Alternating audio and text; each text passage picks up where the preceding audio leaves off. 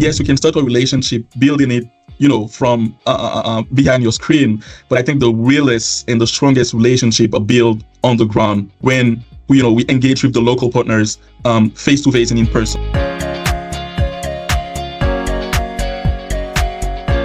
So the Afro-Descendant Leadership Alliance is a Canadian non-profit organization. So it's pan-Canadian, targeting Afro-descendant individuals throughout the country, but also Canadian Afro-descendant individuals abroad. And we have the express intention of developing leadership, entrepreneurship, and trade. We wanted to go to Kenya, based on what Perry mentioned, that the fact that we have a really strong network across Africa, and especially in Kenya. One of our key people on the board of the ALA is a key contact in Kenya, and the fact that we have a strong network there was really easy for us to connect with the ecosystem and to build relationship and to plan all of that trade mission there. And then based on the format that we build on the program, because it's a multi-sectoral trade mission, we have government sector, we have education, we have tech sector driven by fintech, health tech, edtech, and we have all of those trade and investment part.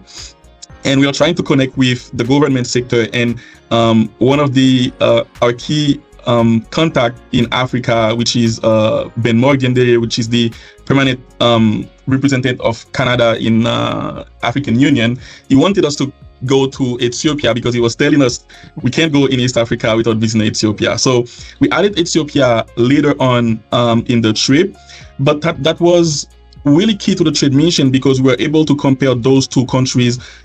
Those are really, I think, unique culture, but also from an investment perspective and from a business perspective, those markets are pretty different.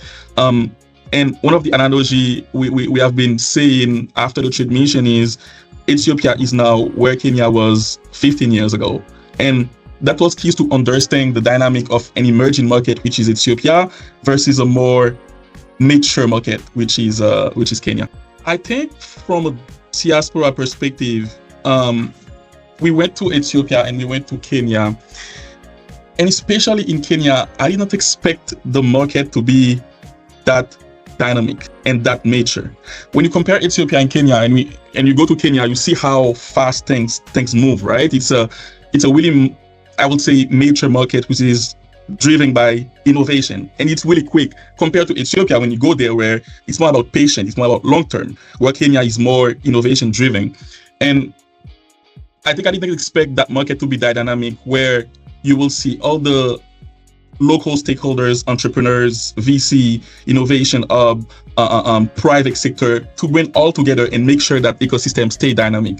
And I think it's the way I think sometimes the diaspora see the continent, where we think the West always been better and we always be better. When you go to Kenya and you see all the amazing things that have been doing there, you see all the capital that have been deployed to build the infrastructure, to build the ecosystem, and there is no, I would say, there is not really a gap when you compare all of those major ecosystems like Kenya, or I would say other like Nigeria or South Africa, compared to any countries in the West. So I think I didn't expect that ecosystem, especially in Kenya, to be that mature and that dynamic. And I think that one of my surprising and aha moment, and to see all of those amazing startups that has been able to capture market share in that ecosystem from local VC and from international VC as well.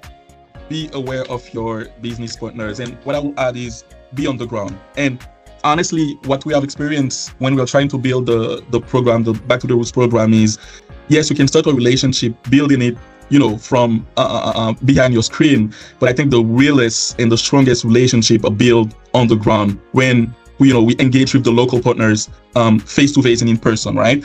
That's one point. The second point I will add as well, especially from the Ethiopia market perspective, is be patient. Don't think that if you want to extend your operation in any African country, or if you want to invest in any African country, don't think that it will happen overnight and you'll start being you will start getting all of those benefits within the next month and being profitable.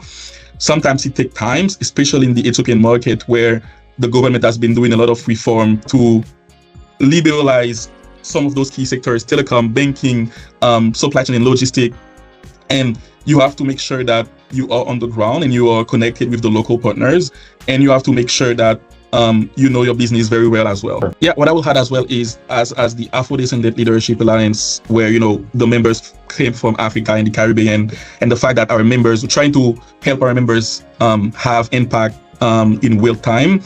We think that the first Back to the Road edition in Ethiopia and Kenya is the first of many initiatives that we have for the continent, and we are well positioning to help drive the conversation to involve more the African diaspora in Canada, to be more involved with Africa, and we intend as well to have that program on a yearly basis and continue organizing trade mission throughout the whole continent, not only in East Africa, but also North Africa, West, and the South and Central one. So really looking forward to engage more as well with Growth Africa, Ian.